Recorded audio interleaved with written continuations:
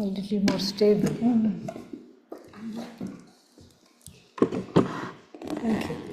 Perfect. Height is also good.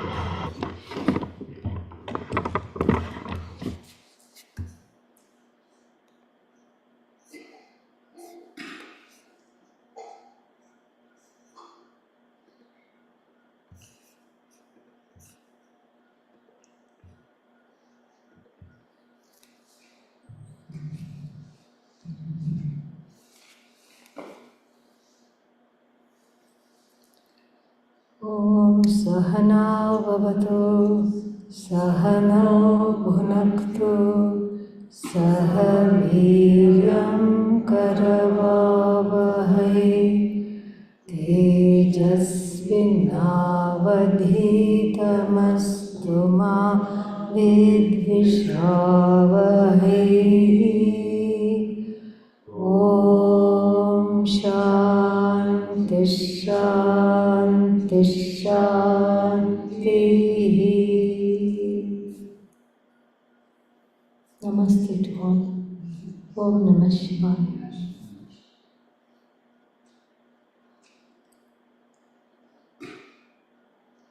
There is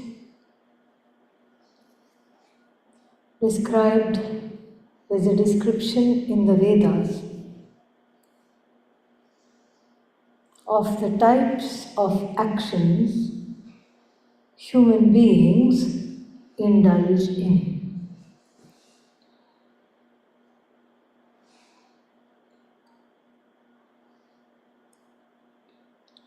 First, there are actions we have to do. They are called Vihita Karma. Karmas enjoined by the Vedas. Veda is the sacred book of the tradition revealed to the rishis in stages of meditation. And there we have a set of actions that absolutely have to be done. Vihita Karma, aka Nitya Karma. Nitya means always one has to do. But supposing you say, I'm not a student of the Veda, this doesn't apply to me. The Vedas was what? 10,000 years ago, who knows when? I'm living here now, and I'm living in the United States, and if you tell me these are the things I absolutely have to do, I will run away, because that is what I don't want. If that is the attitude, that means that this lecture and the topic at hand is very relevant to you. Because what the Veda says is not just for a particular time and a particular place and a particular set of people who follow a particular way of life or a particular set of beliefs, but what the Veda says is timeless. We just have to extract the essence, that's all. So Nitya Karma is not a concept that is foreign to us. In fact, Nitya Karma, things that need to be done every day, is what wakes us up from bed. What is the first thought when you wake up? Huh? What is the first thought? What do I have to do? Exactly. What do I have to do? Oh my God, what day is it today? Oh, Sunday. Okay, I don't have to get up right away. But if it is Monday, what do I have to do? Where do I have to be? This is Nitya Karma. And if the Vedas are not prescribing it, something there in the course of the day, there is a prescription. In the course of the day, you know, you have a calendar. This is what I have to do today. You write it down so that you don't forget it. Whether it's in the virtual form or in a real calendar, however it is, one keeps notes. One keeps account of what needs to be done. So from morning to night, one is doing things that need to be done. This is actually a very good thing. This is what keeps us sane. Otherwise, we would just go mad. This is what keeps us sane. This is what gives us a sense of purpose. This is what helps us to be interconnected with everything, to know that we are one with everything. This Nitya Karma is very, very important. And we see this in our own lives. Labor Day weekend, nice, 3 days holiday. But if every day was Labor Day, means laborless day, okay? Yeah. If every day was Labor Day and you don't have to do anything, you don't have to go anywhere, you don't have to. In the beginning, it's nice. Oh, I feel like I have been released from jail, I can do what I want. But very soon, restlessness, panic, fear, etc. set in. The Veda says, if you don't do your Nitya Karma, what will happen? You will do what you are not supposed to do. Naturally. Why? Because that's how the human mind is. Animals are much more simpler than all of us put together. They don't have a pressure to do anything. The donkey doesn't wake up thinking, how many people should I kick today? I better catch up. Yesterday very few people were kicked. Today I have to make up. It doesn't think like that. It's only for the human being. In fact, it's the concept of Nitya Karma that wakes you up. Because what wakes up is your own prarabdha. The karma that you came with wakes you up because you have to be active, you have to be connected. And this is the way, this is the ticket to oneness, this Nitya Karma. And this is also a ticket, interestingly and paradoxically enough, to understanding oneself as a non-doer. Someone who is not doing, who is not essentially a doer. This we have to see. This we have to understand the concept a little bit. So this is right now we will leave it here. We'll come back to this. This is Nitya Karma. Then the second one is called occasional karma. What is the occasional karma? Naimittika karma. Once in a while you have to do. Like what happened yesterday? Ganesha festival. Once a year it comes. It is celebrated in a big way. So that is an example of Naimittika karma. In fact, the two are one and the same. Both have to be done. One has to be done all the time. The other one is done once in a while. Nitya karma, Naimittika karma. And these two are the bread and butter of life. And as long as one is plugged into what one has to be doing, then one is safe. What is the Vedic concept of safety? One is within the parameters of what is correct, what is right for one to do. One is within dharma. This is very, very, very important. One is within dharma. Dharma becomes very important. Dharma means righteous living. And so as long as one is doing Nitya Karma, very unlikely that dharma will be violated. I mean, violations are possible, but very unlikely that dharma is violated. Why? Because Nitya Karma, there is no pressure to do Nitya Karma. Nobody says, oh boy, I have to go to work. Nobody says that. Nobody says, oh goody, I have to do groceries. Yippee. And nobody says, oh, I better do this very nicely. No, there is no pressure. One just does it because one has to do it. The pressure lies in the third kind of karma that we are about to discuss. And what kind of karma is that? Kamya karma.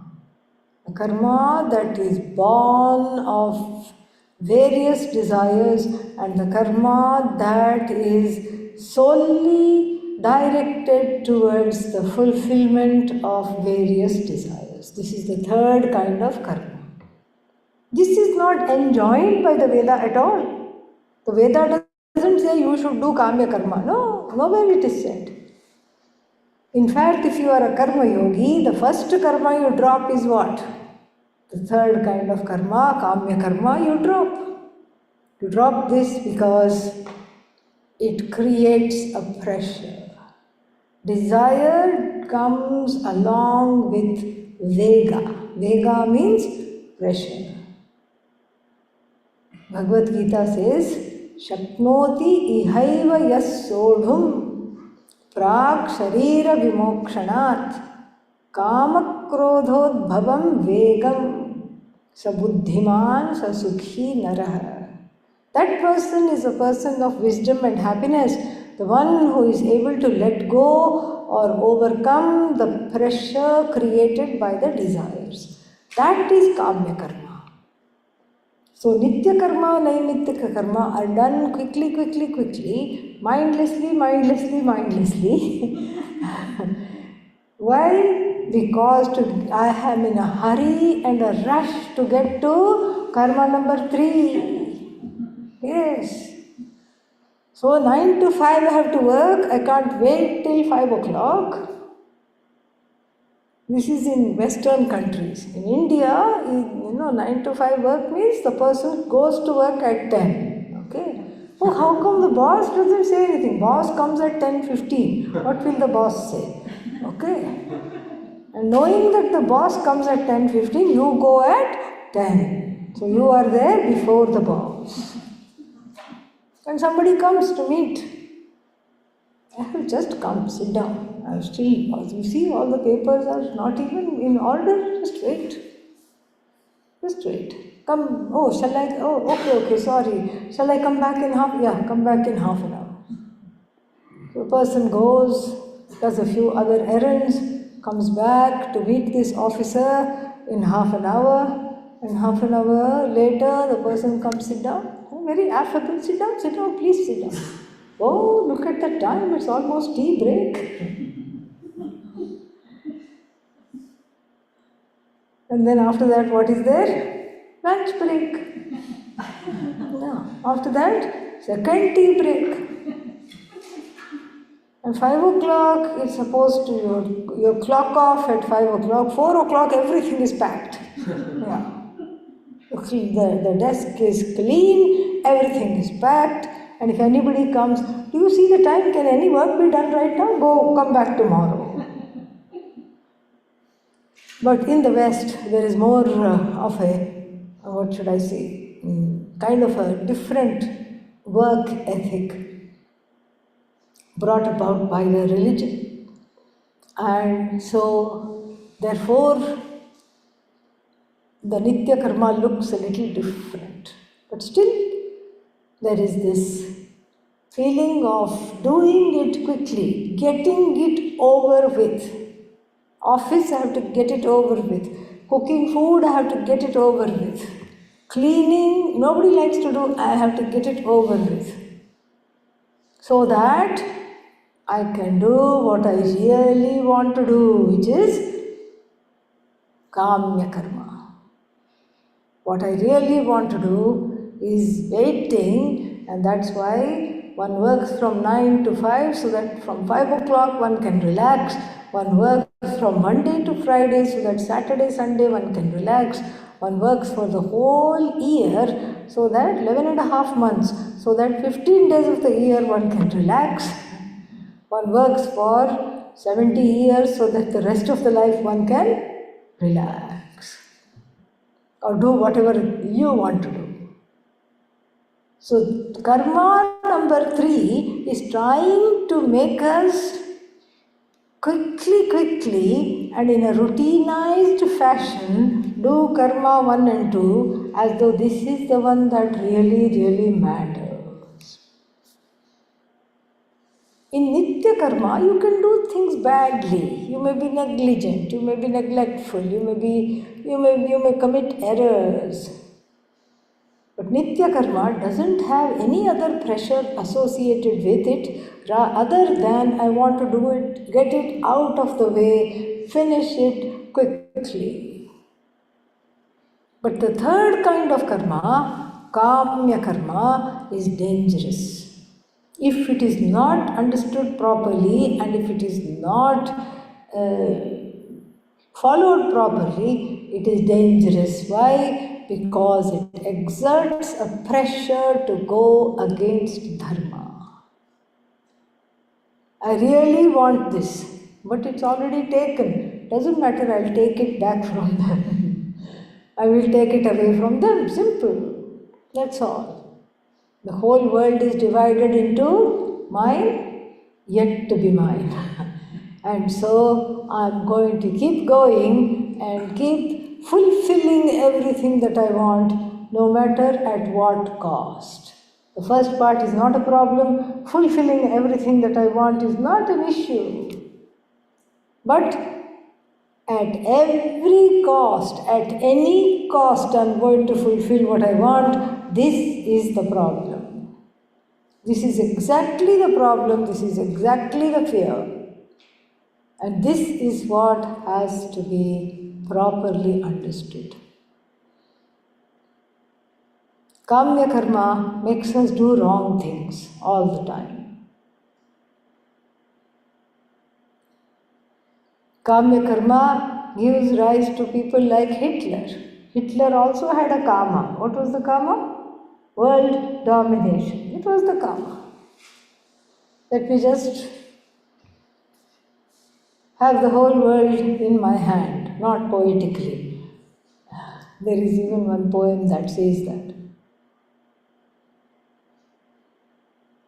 But at what cost? At the cost of killing 6 billion people, decimating people, at the cost of so much hardship, pain, sorrow. At what cost? No, I am not Hitler. I don't want world domination. I just want a small something. That which looks small is actually very big.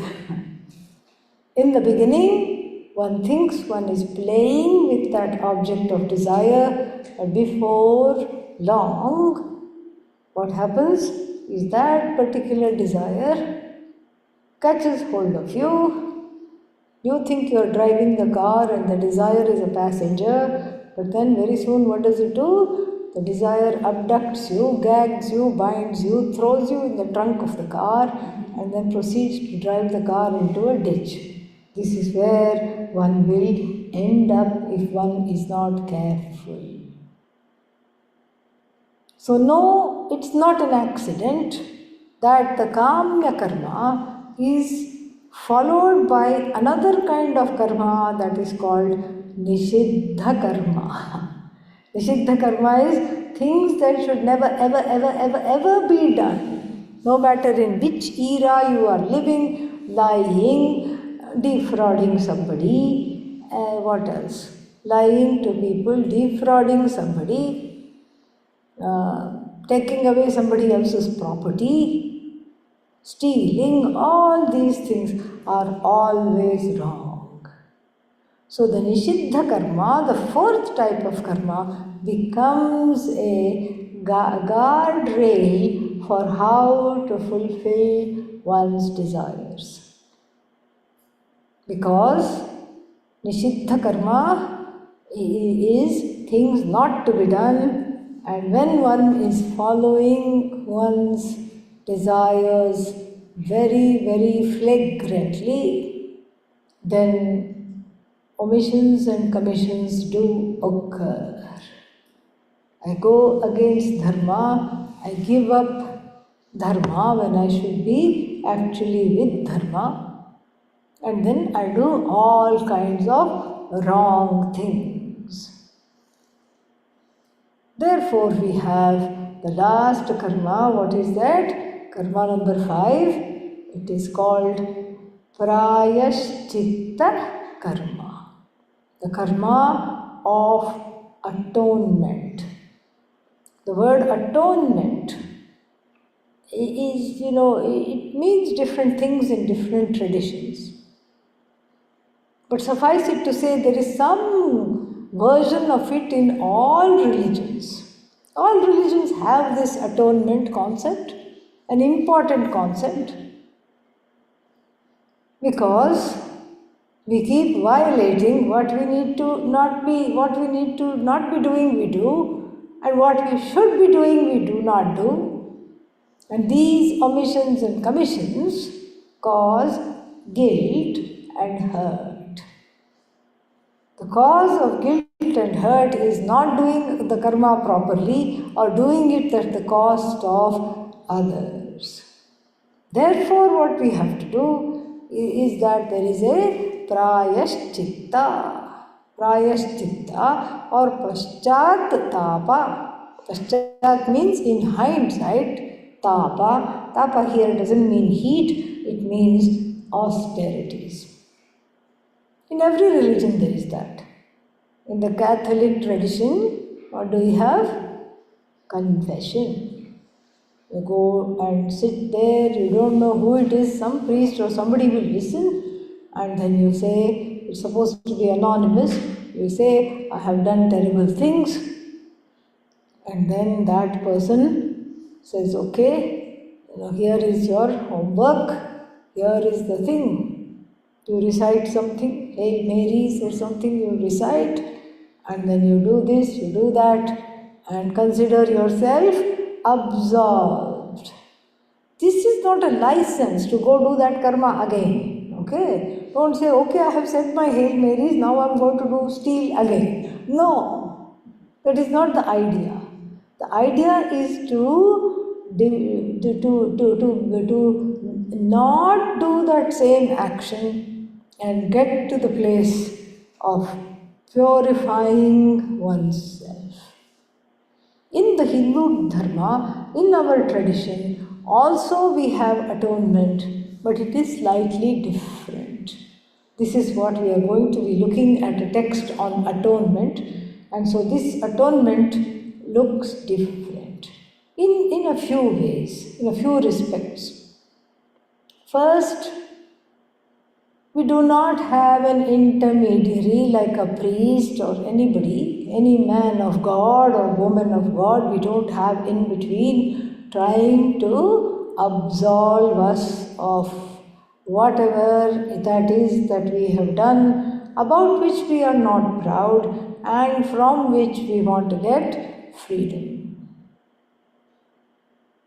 It's a direct connection to the source of the universe, Bhagavan, Ishvara, God. It's a direct connection.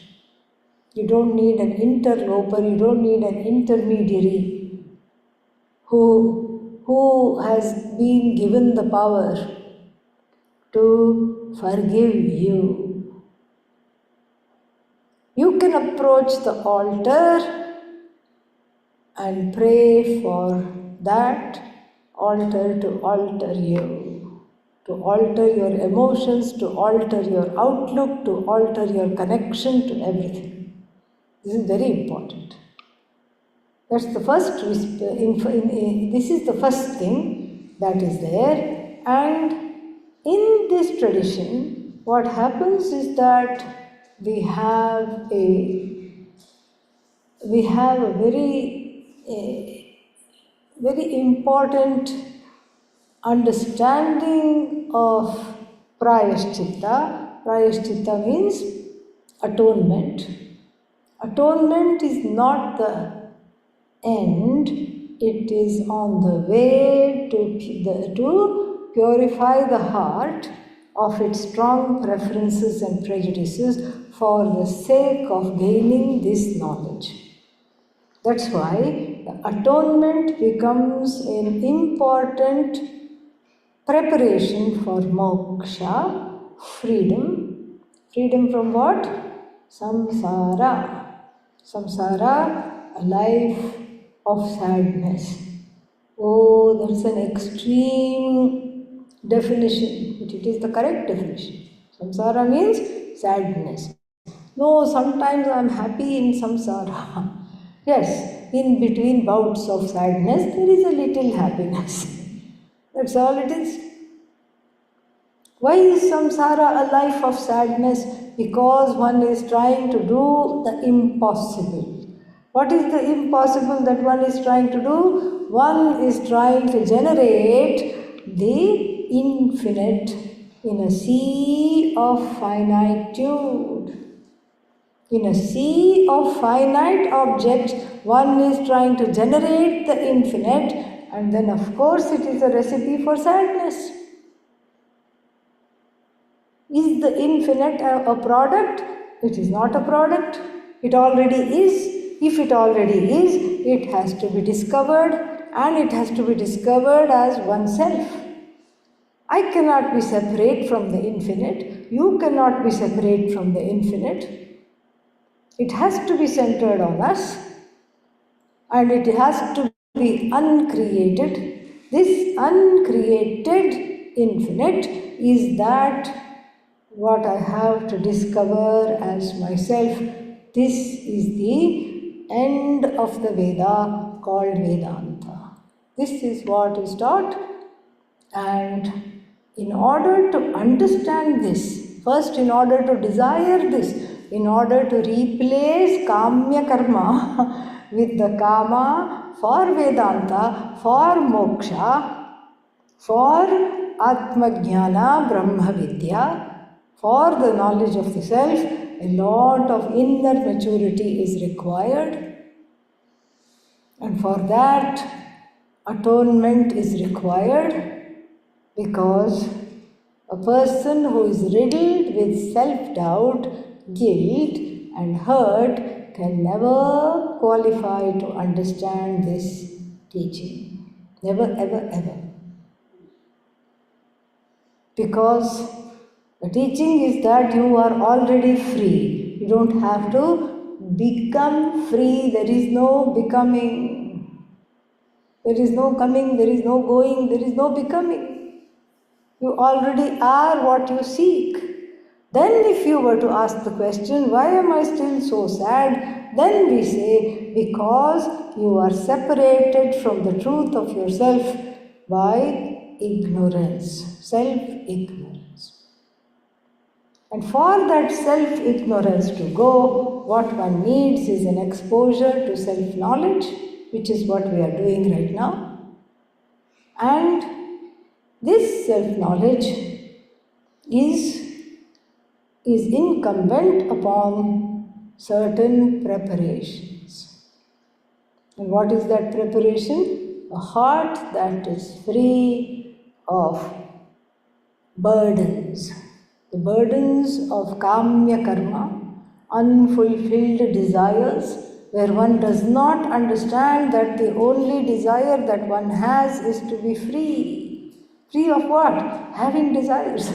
That is the only desire. One doesn't see that. To be rid of that, to see that, and to be free of guilt and hurt. In fact, these two emotions, guilt and hurt, make the world go round. Sometimes one feels guilty because one is not feeling guilty. I've never understood that. Swaminiji, I feel bad. Why do you feel bad? Because I'm not feeling bad.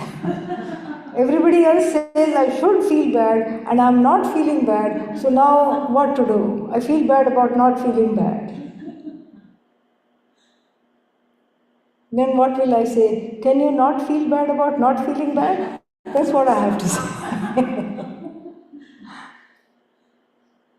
So, They are very, they cover the lives, they cover our lives, our thinking, this guilt, this hurt, and are strong motivators of not just Kamya karma, but they bleed into Nitya karma and Naimittika karma as well. I have to do this. Like puja. Puja is a Nitya karma. I have to do this. Why? And the answers will range, very interesting answers. God will be mad. God will get angry. First, the people in the family will get angry. Now, their anger I have to deal with. I have to walk on eggshells in the family. I have to do all these kinds of things to propitiate everybody. And now, when I talk about the cause of the universe, God will also get what? Angry. This kind of an angry God is there in all traditions. Very confusing. In Christianity also, what do we have? We have God loves you. Oh, that's wonderful, but be careful. In the Hindu tradition also, God will be mad. We have to be careful. All the time we have to be careful. So this guilt and hurt are the strongest motivators of all our actions, and because of that, they need to be absorbed. And this absolution is not something that is bestowed by some other authority, whether it's a person of God or whether it is some figure, pontiff, pope, Shankaracharya. We don't, and it need not be like that. But it is often the case. But here, we are told to get to the place of an inner maturity where we will take the horns of these emotions, guilt and hurt, into our own hands and come out of them. How? By making this as an offering, as a prayer. In every tradition we have prayers, and in the Hindu tradition also it's not an exception. We have prayer which is very powerful, very, very sophisticated, because that prayer is something which cuts down the alienation between oneself and the cause of the universe with which I am connected. But since the cause of the universe is not locally available, I don't know who it is, I don't know where it is, and there is a sense of rupture or alienation. We talk about 4 kinds of alienation. The alienation from oneself, the heart wants something, the mind is doing something else, and then alienation from other jivas, other individuals. And thirdly, we have alienation from the Jagat, the universe, which is why we treat nature very badly, which is why we are not responsible in the ways that we consume things. We are not responsible how much we consume and at what cost. What kind of a footprint are we leaving behind? Because we are alienated. If we knew for sure that if I pollute the water and then I proceed to drink it, I am only going to get sick, that somehow that basic understanding, if it dawns on us, our actions will be different. But this is a very strong alienation between oneself and the universe. And finally, the alienation is between oneself and the source of the universe, Ishvara, God, whatever, Bhagavan, however, whatever name one calls this entity. Now, if these four alienations we keep on trying to remedy one after the other, the whole life will go. Okay, alienation from me and myself, check. Now alienation between me and you, check. Alienation between me and the universe, check. Alienation between me and Ishvara, check. This is not the way to go about it because it's all one. This is the beauty of Vedanta.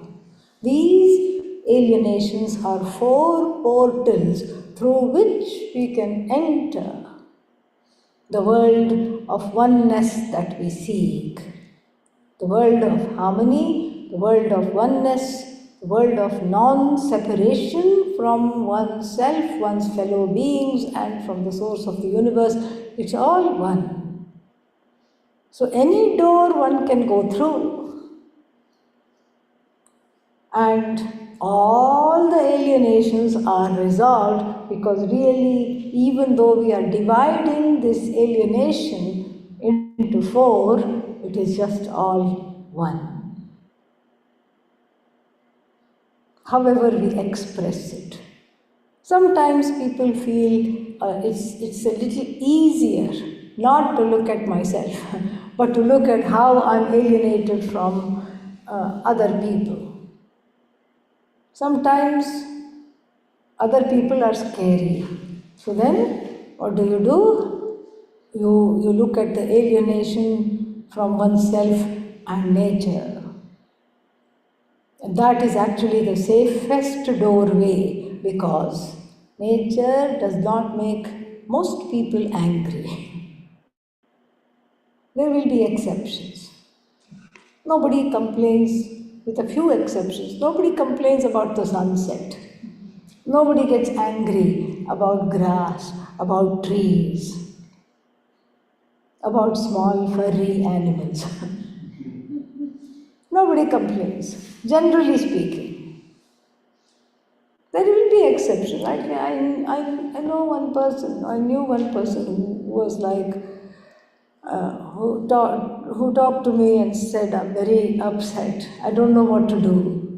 I said, just go outside. I said, you live in a beautiful place. Just go outside. Take a walk. I don't like walks. Okay, it doesn't matter if you don't like walks. Just go sit under a tree. I don't like trees. So just take off your shoes, feel the ground and the grass under you. Feel the grass. Go walk on grass. I hate grass. Okay, yeah, that's just one or two people like that. Everybody is not like that. So that doorway is very easy in a way. But it also has it's also a place where we can become very complacent. Like I have done my part for the universe, and that it becomes more of an end rather than a means to an end. So regardless of these, whichever portals one can go through, this particular text that we are about to enter into looks at the question of this alienation and takes it straight to the source, Ishvara, God. Now, I was afraid you were going to say that. Many people may be thinking, why we have to do this?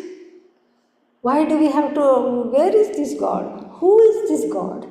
Why should I invite this God into my life? And what is this God? In fact, one is afraid because there are so many versions of God that are pushed through our throat with a stick of religion, religious instruction, all our lives that we have run away from that and do not want to come back.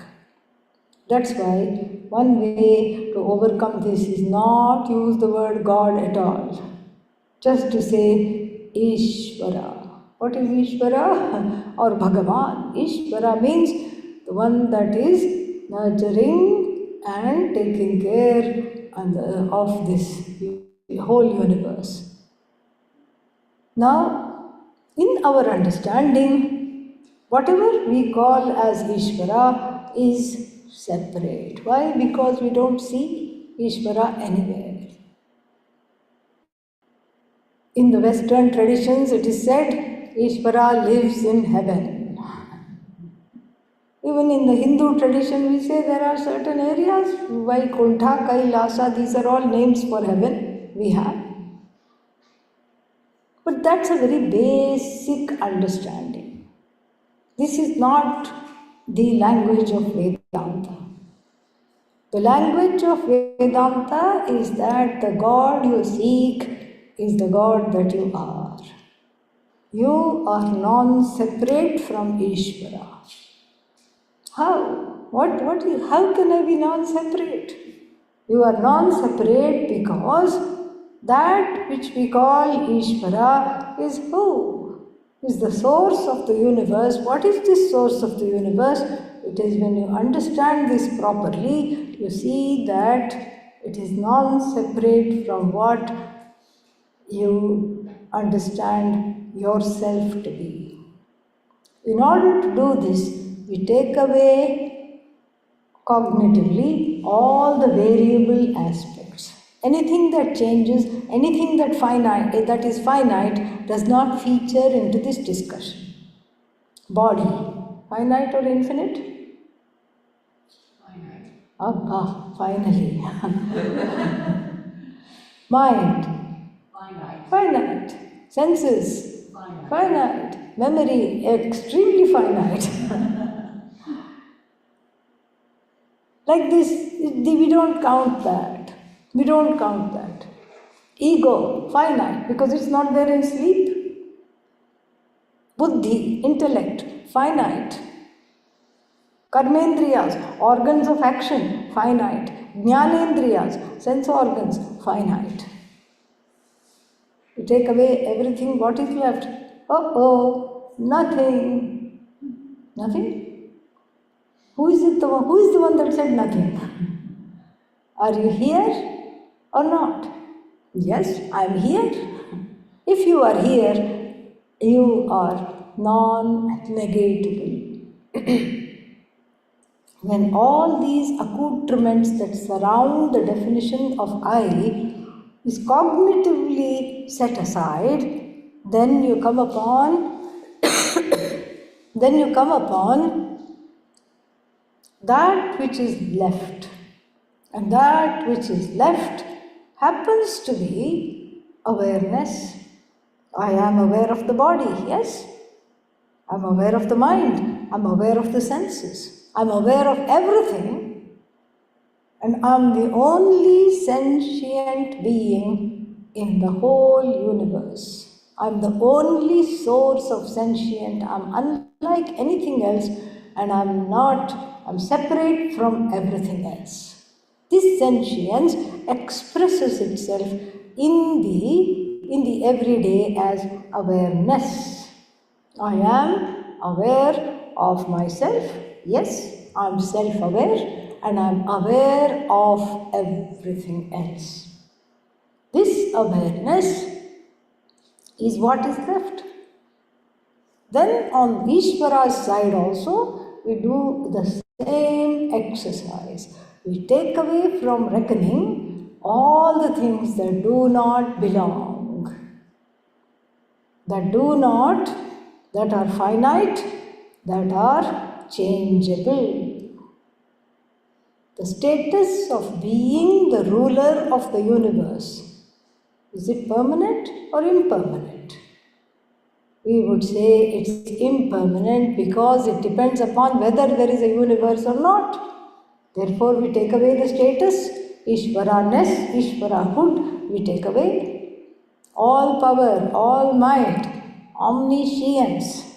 That also comes and goes. Only when there is a manifest universe, overlordship, rulership, omniscience, Ichha Shakti, Jnana Shakti, Kriya Shakti. Ichha Shakti means the power to desire, the power to know, the power to act. All these things are there and they come and go because only they manifest in the manifest universe. All those are taken away. What is left is the same awareness, the same sentiency, the same consciousness.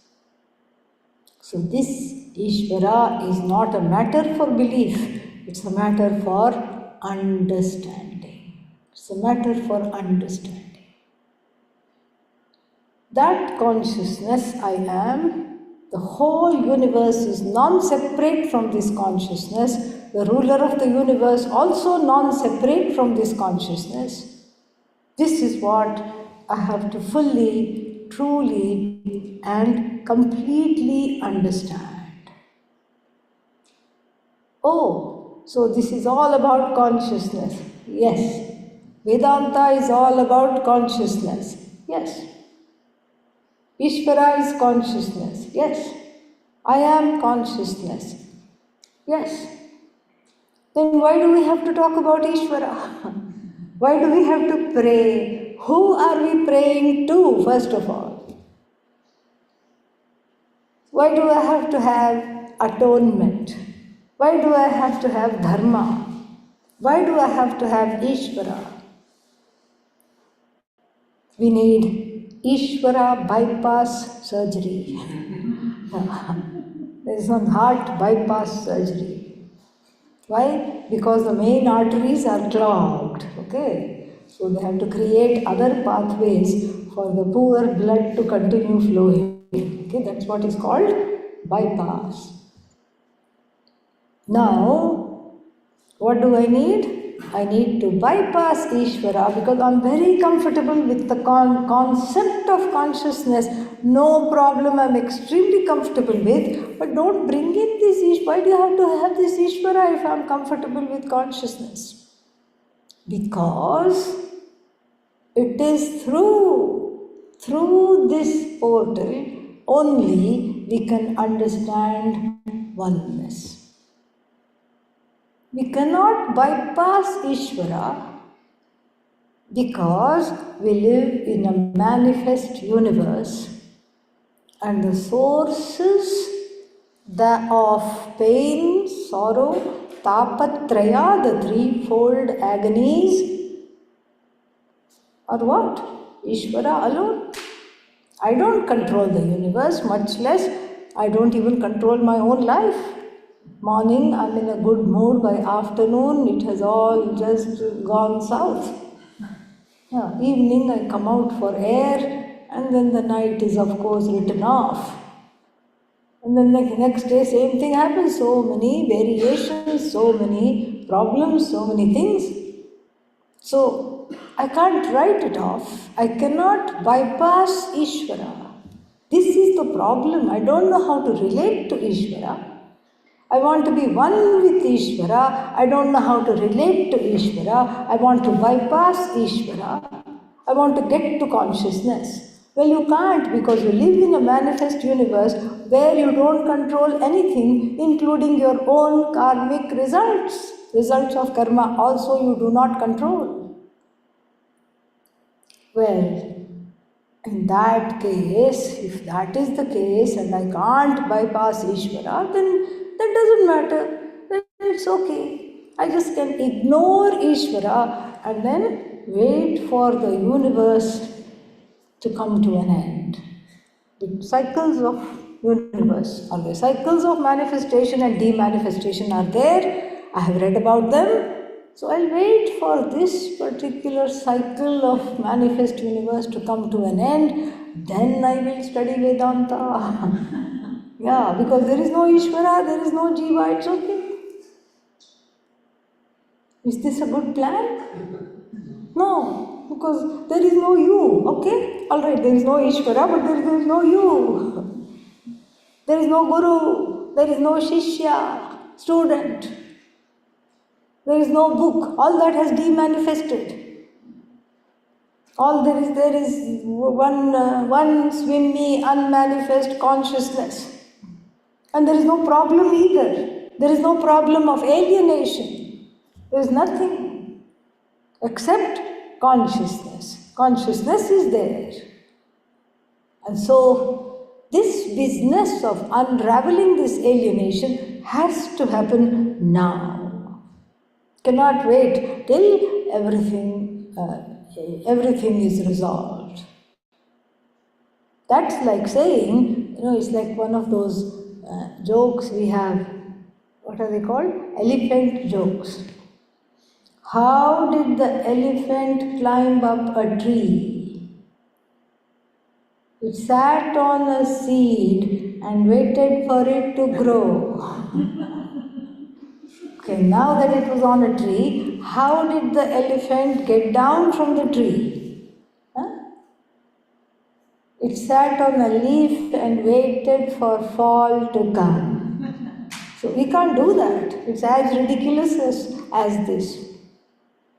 So the Ishvara allergy which the jiva has is something that has to be overcome, because that is part of this guilt and hurt package that we are trying to look at and that we are trying to see. It's an authority issue. Ishvara allergy is an authority issue relating to the primary caregivers and one's connection to them. That is why there is a problem, there is an issue. Nothing wrong, it happens. That too is Ishvara. This Ishvara that we are talking about is the self, and it's the self of all. It includes my emotions, it includes the whole universe, it includes all the orders of the universe, the physiological order, the anatomical order, yes, even the psychological order it includes. And this psychological order, that I am not responsible for my emotions, is itself a big relief. And if we look at Ishvara as the psychological order, then things become a little easier, rather than somebody who is ready to punish me, who is ready to wait, he is waiting for me to try to get at me. And so, when I look at my own guilt, when I look at my own hurt, when I look at all my omissions and commissions, there is a pain there is a sorrow there is a feeling of self non-acceptance. And the preamble to moksha is to relatively get to a place of self-acceptance. A relative self-acceptance, a relative cheerfulness, a relative calmness, shanti is needed before one can embark and really entertain and delight in the texts. And so, therefore, this particular prayer of atonement is important to study, because first I understand my emotions. I'm not the only one feeling guilty. I'm not the only one feeling alienated. I'm not the only one feeling hurt. That means what? This is nothing to do with me. It's already a great relief. Now the emotions have a new name. What is their name? Ishvara. Ishvara is their name. Emotions in the form of the psychological order.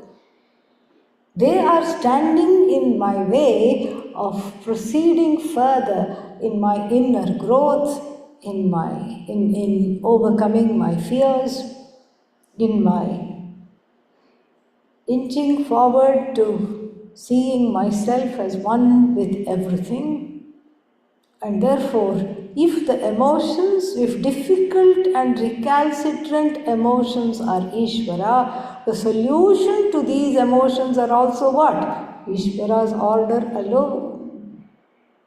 Then it becomes a little easier to look at Ishvara And then it helps us to not take it personally. This is the problem. We take everything personally. We personalize the guilt. We customize the hurt. We own it up. We don't need to own it up, especially if it belongs to everybody. How can we own it up? And so we proceed with this prayer. Shiva Aparadha Kshamapana. Kshamapana, asking for forgiveness. Aparadha. Aparadha means from any kind of wrongdoing, real or perceived. Doesn't matter. Shiva Aparadha, Kshama, forgiveness. More than forgiveness, the word Ksham means to accommodate. So we ask Ishvara in the form of Shiva to accommodate our omissions and commissions in the form of this prayer. Shiva Aparadha Kshamapana Stotram Stavanat Trayate iti stotra. Stavana means that worship, praise. So that which protects me in the form of this praise is in the form of these praise verses to Lord Shiva is what protects me. Why Shiva? There are so many iterations of Bhagavan in the tradition. Why only Shiva? There is a reason for that, because the psychological order is that which binds, and then when one frees oneself of this limitation and sees this as Ishvara, then there is moksha, really, because one is in acceptance of what is. But why Shiva? Because if you go to, we have like three functionaries, Bhagavan in the form of the creator, Lord Brahmaji, and then who else? Bhagavan in the form of Ishvara, in the form of the sustainer. Who is that? Vishnu, and Ishvara in the form of the one who resolves everything, Shiva. If you go to Lord Brahmaji and say, please give me freedom from guilt and hurt and atone me from all my omissions and commissions, Lord Brahmaji will say, I created the world all right, but though that guilt and hurt is yours, I didn't make that. You are responsible for that. And you go to in front of Vishnu and sit and cry, and Vishnu will say, look how well dressed I am. If you keep vomiting up your emotions, it doesn't go with me. Yeah, I'm just a blessing presence. You come cheerfully, sit and go, that's all. But Shiva is always said to be two things. Very naive and gullible in the Puranas. He's presented as just the one who takes on everything. Nothing is too hard for him. And he is the form of Ishvara that everybody goes to who has been rejected by everyone else. Truly. And he is also what is called Ashutosha, easily pleased. Lord Vishnu, Krishna and all, when Krishna Janmashtami comes, people are cooking. 56 types of things you have to make freshly. Yes, you have to cook, and then you are exhausted at the end. Shivaratri, nothing. You just keep 2 fruits and you fast. That's all you do. Very simple, you don't have to do much. Very easily pleased. This is why everybody runs, including asuras. Yeah. Even the Rakshasas, the baddies, run to Shiva. They run to Shiva and then he will say, okay, fine. Because even these demonic forces, who are they? They are devotees gone wrong. At some point they miss they had some missteps and they left. So the whole idea is that in the tradition, Shiva, the word Shiva means auspicious. And Shiva is the name of awareness, consciousness that I am. Shiva is the name of the Lord. So even in uttering the name Shiva, there is that oneness invoked immediately. The walls of separation just collapse and are instantly dismantled, and Shiva is there as me, in me, and this is why the prayer of atonement you will see most often with Shiva, because easily pleased, easily accommodates all my omissions and commissions. How does he accommodate all my omissions and commissions? For this, there is a very beautiful story told, which we will see tomorrow. Om Purnamadah Purnamidam Purnat Purnamudachyate Purnasya Purnamadaya Purnamevavashishyate Om Shanti Shanti Shanti Harihi Om Shri Gurubhyo Namaha Harihi Om. Thank you. You can stand for the Arati, page 83.